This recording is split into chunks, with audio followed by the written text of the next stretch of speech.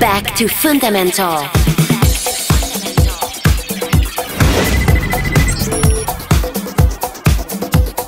Je suis donc Dimitri from Paris, pour ceux qui ne m'avaient pas reconnu, bien sûr, j'ai ma carte. Ça commence à faire un petit moment que je suis DJ, puisque je pense que j'ai dû commencer dans ma chambre il y a plus de 25 ans. Je fais pas beaucoup de disques sous mon nom, j'aime bien mixer les disques des autres, surtout les disques des autres quand ils ont été enregistrés dans les années 70 et qui sont un peu disco. J'avoue que c'est ma passion, donc je me concentre beaucoup là-dessus. Évidemment, je joue pratiquement tous les week-ends un peu partout dans le monde. Ça aussi, ça reste quelque chose d'assez excitant parce que c'est jamais deux fois la même chose.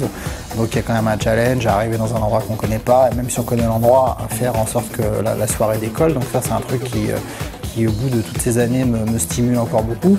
Et puis niveau prod, de temps en temps, ça m'arrive de faire des choses personnelles qui sont pas nécessairement super club.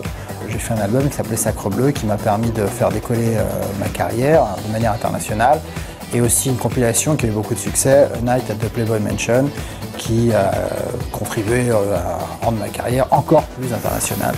Voilà, donc je pense que pour les présentations, on peut s'arrêter là. La première chose qui m'a intéressé dans le projet, c'est que Claude et moi on se connaît depuis longtemps. Moi j'apprécie ce qu'il fait, j'apprécie son parcours. On a le même âge, on est plutôt dans les anciens de la scène. On a connu un peu l'évolution depuis le début, c'est-à-dire au début il n'y avait pas grand chose et puis c'était les clubs, on était salariés du club, et puis aujourd'hui on est les artistes que les gens font venir. Donc entre le début et aujourd'hui il y a une énorme évolution, et Claude a vécu la même chose que moi, donc déjà c'est une première chose. Et puis il y avait aussi ce côté un peu famille, puisque la plupart des gens qui participent au projet sont des gens que j'apprécie aussi beaucoup, que je connais depuis un moment, des gens avec qui on a partagé des soirées, on a joué ensemble pas mal de fois avec un peu tout le monde, des gens dont je joue beaucoup les morceaux, comme Julien, Grégory, Martin, Claude. Donc c'était vraiment faire partie d'un truc un peu famille, une bande de potes entre guillemets. Ça c'était la deuxième raison. Et la troisième, c'était qu'effectivement c'est bien d'avoir quelqu'un qui donne l'impulsion de départ, plutôt que d'être là devant ses machines et ses synthés, faire un truc. Quelqu'un te dit tiens, tu veux pas faire un truc dans l'esprit de ce qui t'a donné envie de faire de la musique, et je me suis dit tiens, tu m'as donné une idée, ça va me permettre d'aller plus loin. Donc pour moi les trois raisons principales ce sont celles-là.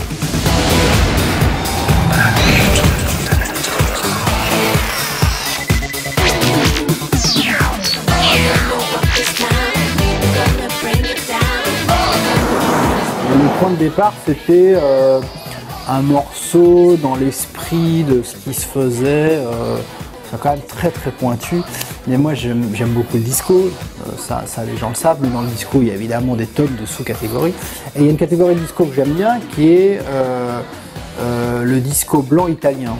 Et on appelle ça Italo Disco aujourd'hui, mais c'est pas tout à fait la même chose. J'essaie de trouver un exemple, mais il n'y en a pas beaucoup. L'exemple qui me vient à l'esprit, c'est un groupe qui s'appelle Macho, donc déjà ça cible pas mal l'ambiance. Et c'est un disco très instrumental, assez électronique. C'est-à-dire qu'il y a un mélange, c'est un disco qui se faisait au début des années 80, donc il y avait un mélange des techniques des 70s qui était très acoustique et le début de l'électronique. Donc c'est un hybride électro-acoustique que j'aime bien. Et c'est très aussi dans l'esprit de ce que faisait Donna Summer, Giorgio Moroder, etc. Mais avec une touche un petit peu plus rough, parce que c'était fait avec des petits budgets, donc ça sonne quand même assez brut. Donc j'aime bien ce disco-là, et j'avais envie de partir de ça. Donc je suis parti par enregistrer des guitares plutôt rock, parce qu'il y a aussi un côté rock dans ce disco-là que j'aimais bien et qu'on ne trouve pas forcément. Et puis à force de découper, machiner dans tous les sens, je suis arrivé à ce qu'on a là. Et ça ressemble pas vraiment à un truc disco italien des années 80, ça ressemble pas vraiment à un truc de house maintenant, et ça me plaît bien parce que ça ressemble à rien. Et en fait, moi j'aime bien faire des choses qui ressemblent pas, sur laquelle on puisse pas coller une étiquette immédiatement. Alors il y en a un qui va trouver que c'est disco, l'autre qui va trouver que c'est house, l'autre qui va trouver que c'est je sais pas quoi. Donc j'aime bien que chaque personne puisse interpréter un peu à sa propre manière et donner le propre nom à la musique.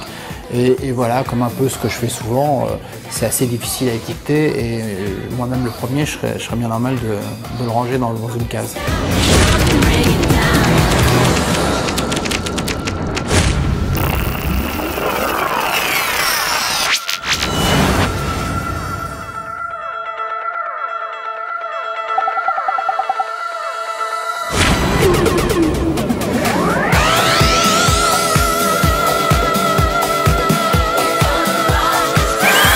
Alors ça s'appelle Electra 80.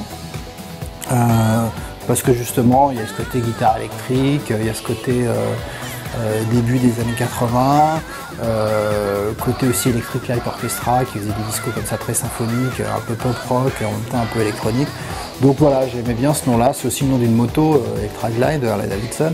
Donc je trouvais que ça évoquait bien des codes comme ça que j'avais envie de mettre autour de ce morceau.